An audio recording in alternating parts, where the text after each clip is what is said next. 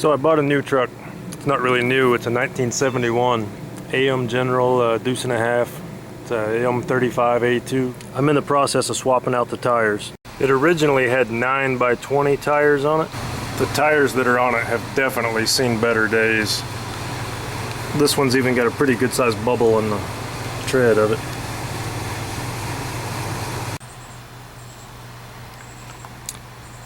Here's the tires that are going on it.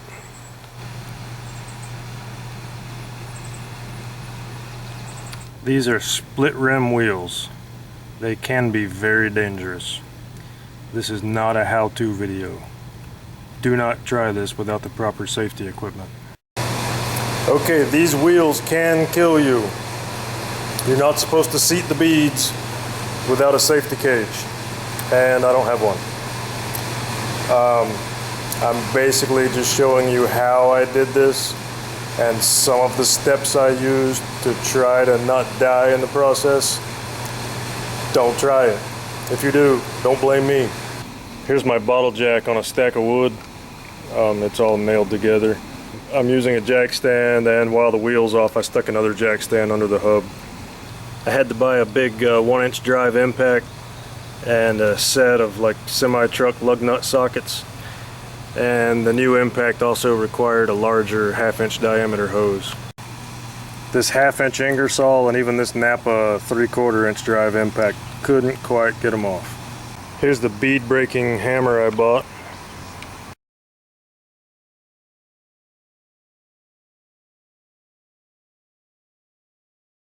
Alright, I gotta lube the bead. I'm gonna use dish soap and soapy water.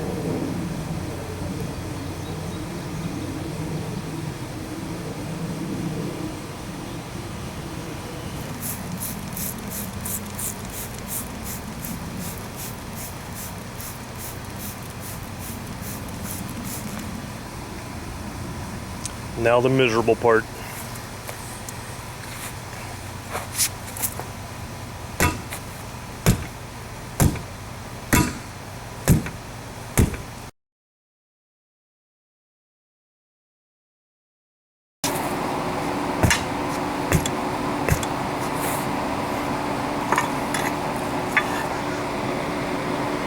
Okay, the hard part's done.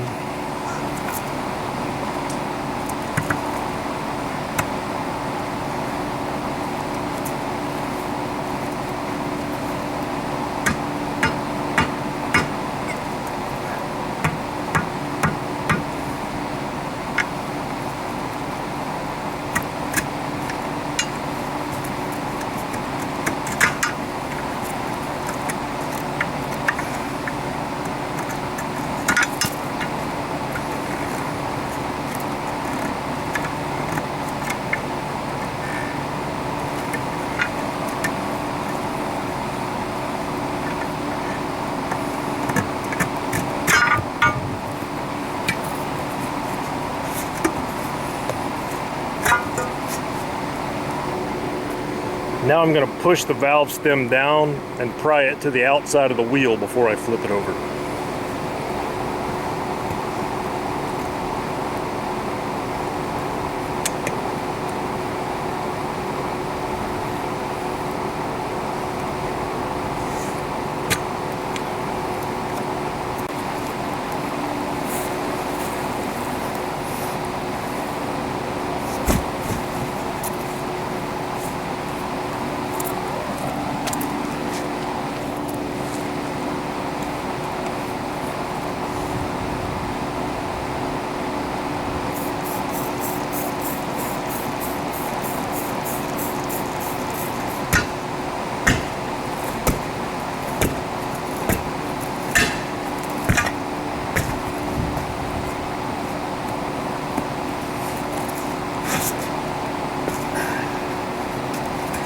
So I've got a few tires broken down now, and I'm gonna have a few extra. This truck originally had 10 tires on it.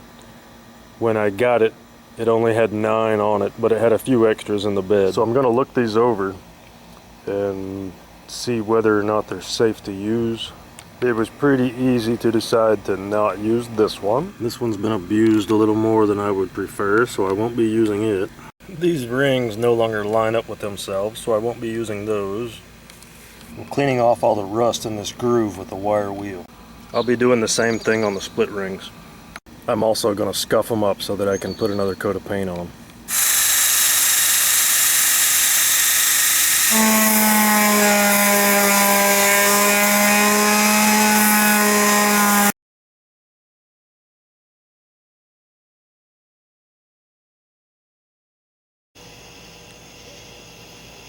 Baby powder.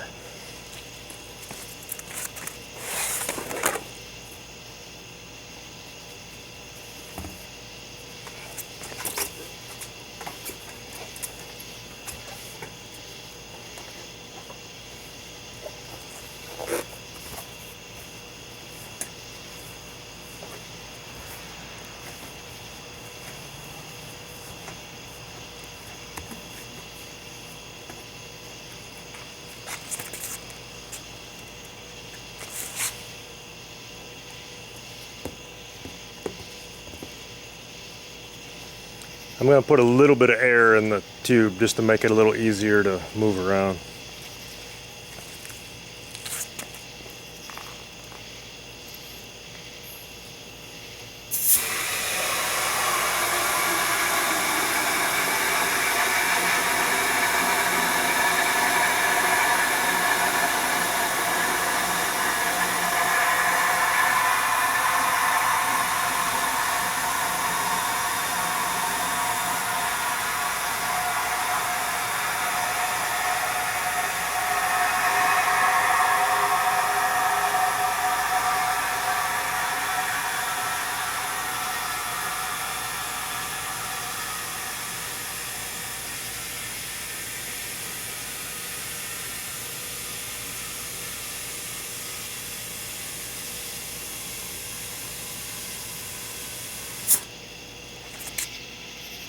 Okay, now I'm going to put the flap in it.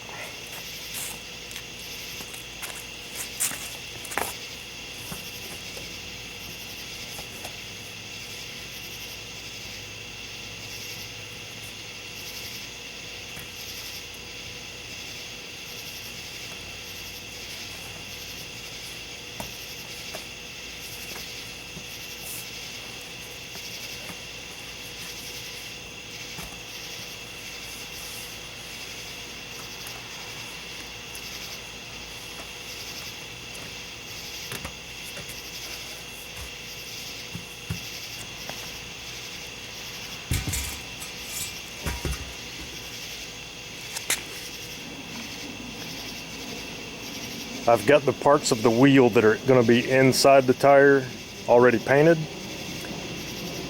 I'm ready to drop it the rest of the way in. I just need to stick the valve stem through the hole first.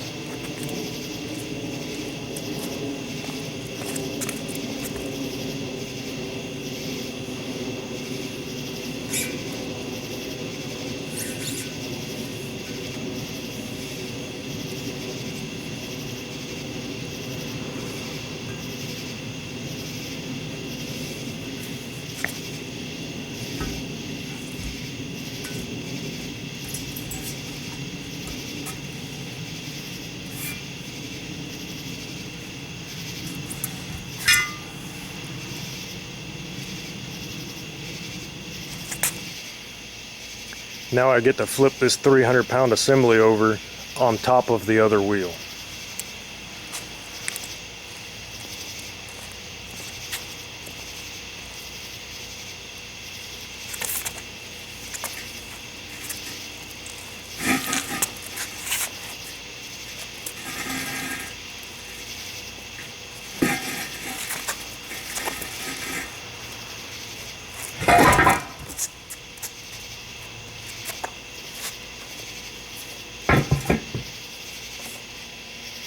At this point, it's obvious that a 15.5-inch wide tire is not made to go on this, I think it's a 9-inch wide wheel.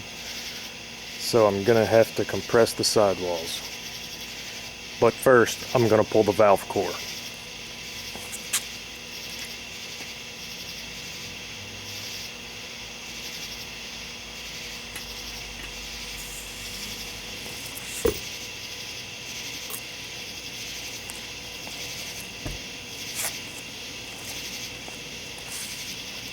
2-wheel chocks.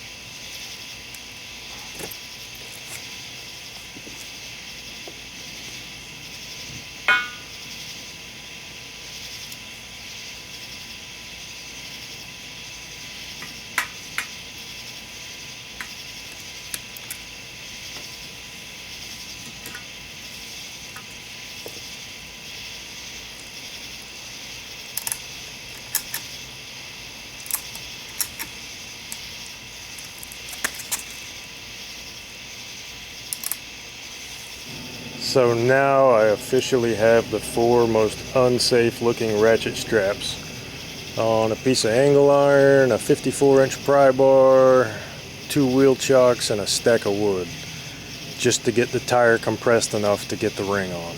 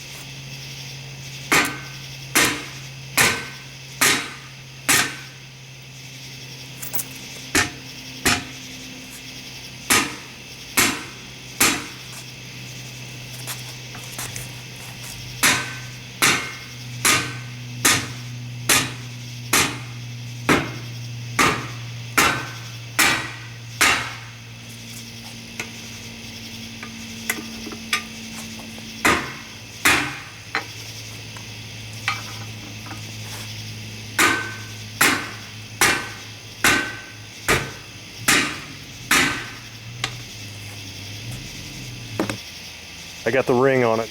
Now I can get all this crap out of the way.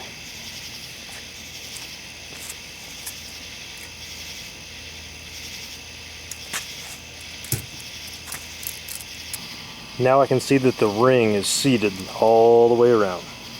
Before I get anywhere near this with an air hose, I'm going to take a chain, run it through the wheel and around the tire in as many places as possible.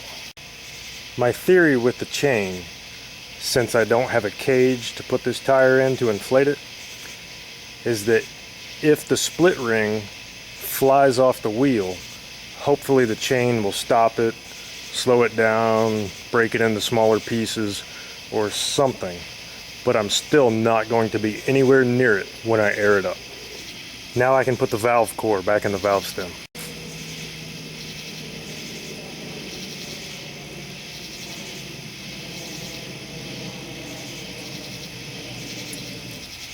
Here is both ends of my air hose. It is not connected to the compressor. Here's the air chuck.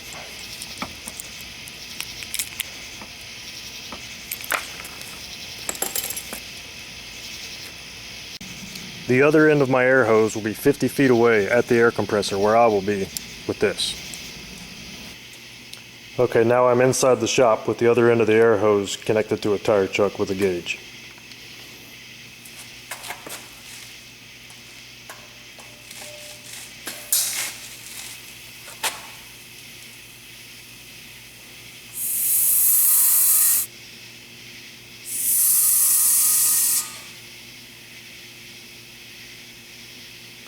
I'm just giving it a little bit of air at a time, trying to keep the pressure below 40.